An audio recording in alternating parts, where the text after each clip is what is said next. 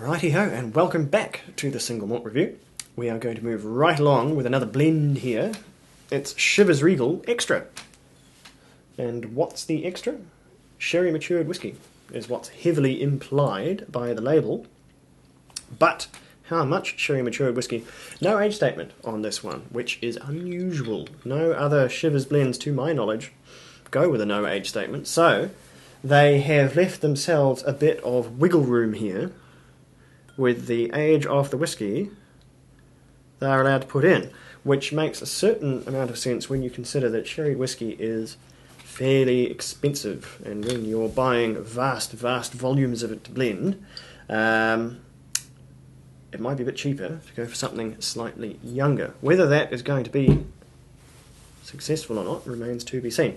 Now, that's coloured, so any further investigation of that will be worthless. I rather wonder if they needed to colour this. One of the first things you should see if a sherry whiskey is coming towards you is a lovely deep dark colour from that French oak, or European oak as the case may be.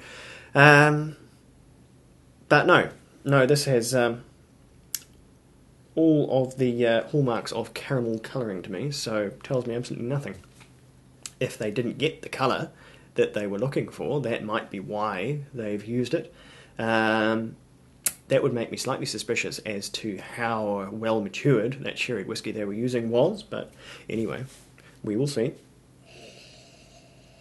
So, on the nose, you can really tell it's a Chivas whiskey. It has that very soft, very tame, inoffensive. That might be uncharitable ways of saying it, but that very sort of soft, gentle, easygoing Chivas Regal thing, particularly from the 12 years old. I think that could well be the backbone for this whiskey, that they have tweaked it slightly to make it into this sort of sherried flavour. Anyway, no problems on the nose. It's very sweet. There's just a slight twang of immature spirit, which I'm very sensitive to. Very young spirit is something I can smell from a mile off, because I do just a little bit of distilling myself, so I'm not too dissimilar with it. Anyway, otherwise just sort of sweet and just fairly generous on the nose. Again, with a blended whiskey, difficult to pick out individual flavours because of the sort of orchestral nature of how they're put together. They're not like a single malt. They're not easy to pick out these individual flavour profiles because there is just so much going on. So you're left with normally broader descriptors. So in this case, sweet is the name of the game. So let's see.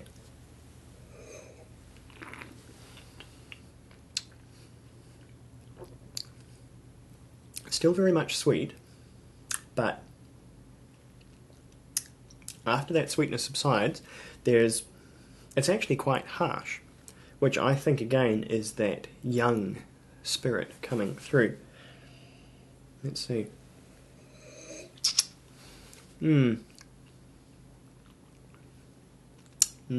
It goes from sweet to harsh very quickly.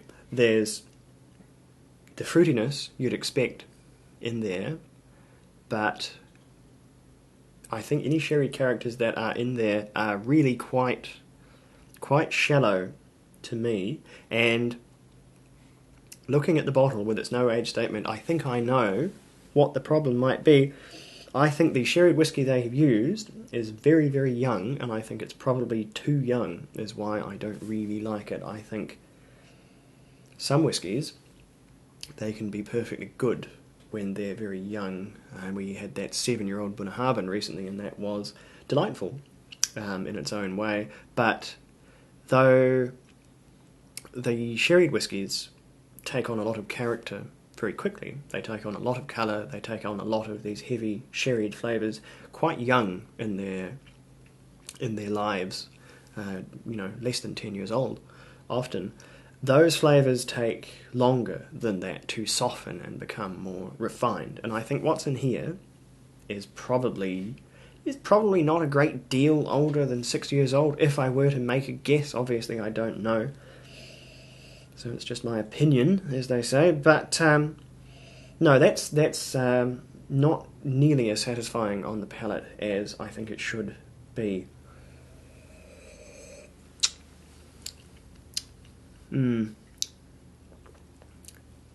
No, there's perfectly good whiskey in there. There's the red apples, there's a lot of Speyside characters, but the sweetness from the sherry is very thin, very short, almost a sort of a veneer, and it's quite a saccharine, aspartamine. It doesn't taste very real, doesn't have a lot of depth. And the finish doesn't really stick around. Now, price-wise, they've aimed this one sort of between the Chivas 12, their standard blend, and Chivas 18. They're significantly better and significantly more expensive blends. So you're looking at something here that's at least claiming to be a bit more exclusive than Chivas 12, and I don't really think it hits that target. I think it's fine, like many blended whiskies are fine. I don't think that it's better than Chivas 12. I think if you want a blended whiskey that genuinely, seriously does have real sherry matured characters in it, I think you just have to be prepared to pay significantly more, because they are out there, but they're far, far less common than the lighter blends, and they'll cost you far more. I think this one's it's maybe doing the wrong thing for the right reason. I think it's aiming at its emerging popularity for sherried whiskey. It's not exactly early to the field. Sherried whiskies have been popular for a very long time, but people that drink blends are probably not really in the single malt circuit quite so much, and so they'll see this and see a way of getting into that sherried scene. And so for that, I think it probably does more or less what it says on the label. It certainly lets you more or less taste what sherried whiskey is, but I don't think it does it very well. It's certainly not my favourite. I would take 12 over this if I had the choice, especially if I was paying for it. But anyway, that's that one. I'd say maybe worth a look if you were interested in Chivas, what they're doing, or interested in blended sherry-influenced whiskies. It's probably an interesting experiment. I think if they do another version and have a chance to reformulate, and they take a bit of feedback from this one, and possibly just use just some slightly older stocks of sherried whiskey, then this could be something much, much better. As it is, I think it's just a bit lacking. As far as scores go, I'd probably give that... I'd have to give it a 6, really, which is getting down into swing and a miss category, really, but that's the way it goes. Not a bad whiskey, but not one that works for me, but never mind. This is all the sherried whiskies or rather the blended whiskies, I should say, that I had ready. I'll have a little rummage, see if I can do a third one if it's relevant. But at any rate, this has been the Single Malt Review. I hope that's been useful. Catch us next time for another interesting whiskey. Who knows what it'll be. Sludger.